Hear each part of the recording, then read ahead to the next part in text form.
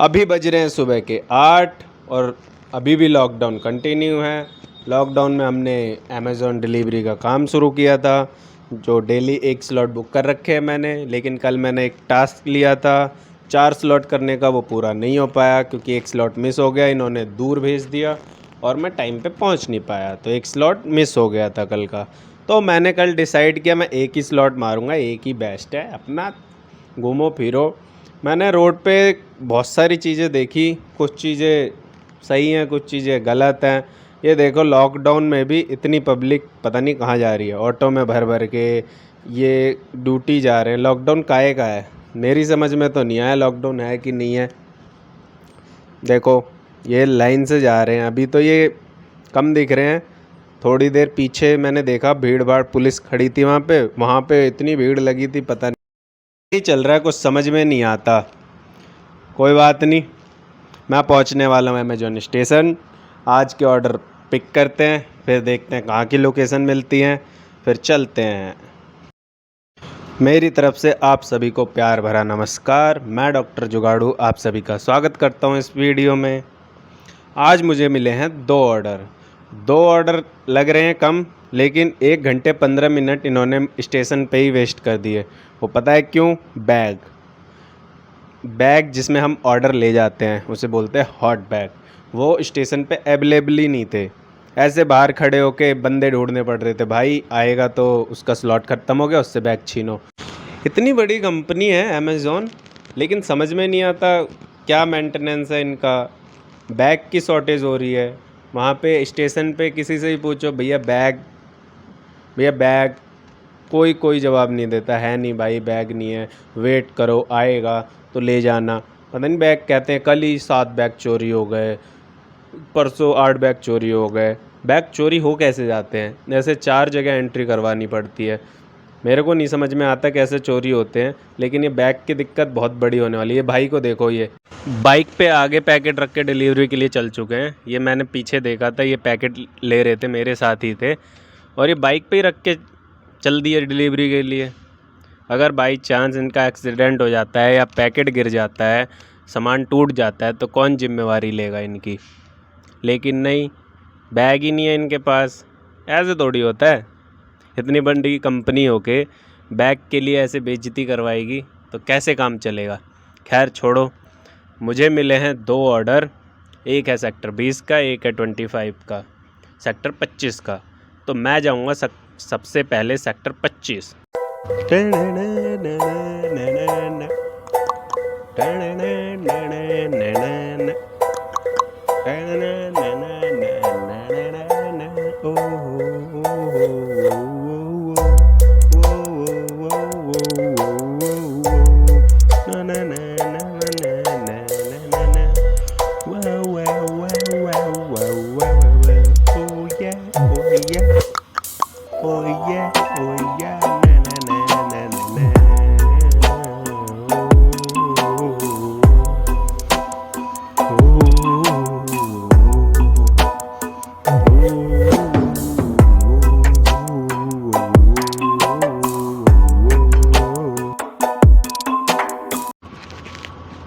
अभी हम आ चुके हैं ईएसआई रोड पे।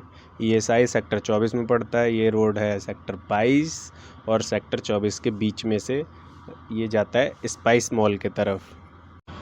ये लेफ़्ट साइड में ईएसआई हॉस्पिटल सेक्टर 24 में, इसके जस्ट बगल में है आयकर भवन और पीएफ ऑफिस, जहाँ से पीएफ वगैरह निकालते हैं वो हैं। आप लेफ़्ट साइड में देख सकते हैं।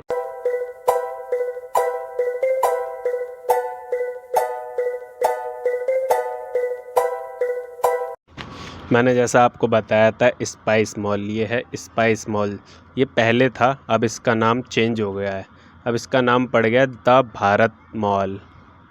The Bharat mall. इस मॉल की भी अलग ही कहानी है। जिस सेक्टर में ये बना हुआ है, ये कॉर्नर पे बना हुआ है और वो पूरा सेक्टर खाली पड़ा है। और दूसरे कॉर्नर पे है एडोब की बिल्डिंग, एडोब सॉफ्टवेयर आपको पता ही है, उसकी बिल्डिंग है। उस सेक्टर में इन दोनों के अलावा कुछ नहीं है। जब ये मॉल बनना स्टार्ट हुआ था तो इसकी खुदाई चल रही थी। खुदाई हो चुकी थी, जैसे बिम डलते हैं, बिम डाल दिए थे तो उस टाइम इसमें एक बच्चा गिर के मर गया था, उसकी वजह से काफ़ी दिन काम रुका रहा। उससे पहले मैं अपना ऑर्डर दे लूँ, मैं लोकेशन पे पहुंचने वाला हूं। और सबसे पहले सेम रूटीन, गार्ड के पास एंट्री करवानी पड़ेगी। ये गार्ड भैया एंट्री कर रहे हैं, बड़े गुस्से में लग रहे हैं। वो जो नंबर बता, मैं जी लो जी बता देते हैं। नाम क्या है? लो जी। कहाँ से आए हो? सारी चीज़ें बताने के बाद एंट्री करा ली है। अब मैं जा रहा हूँ कस्टमर की लोकेशन के तरफ। ये है सेक्टर 25। इसमें ज़्यादातर बंगाली कम्युनिटी रहती है और आर्मी वाले रहते हैं। क्योंकि मैं यहाँ पहले बहुत बार आ चुका हूँ तो मेरे को पता है। मैं पहले कस्टमर को ऑर्डर दे देता हूँ, वरना वो कॉल कर कर के सर खाएंगे। ये पहुँच गया मैं उनके लोकेशन पे।